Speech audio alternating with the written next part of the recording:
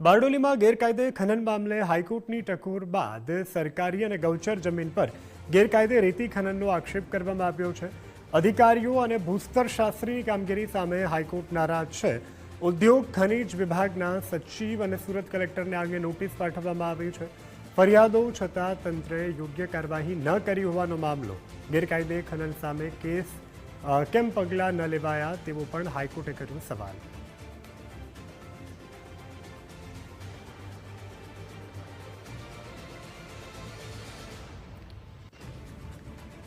તો ગેરકાયદે ખનનની સામે ગુજરાત હાઈકોર્ટે પણ લાલાક કરી છે। ગુજરાત હાઈકોર્ટ કહી રહી છે કે આટલું કરોડો રૂપિયાનું ખનન થઈ રહ્યું છે તો તમે કેમ કોઈ કાર્યવાહી નથી કરતા।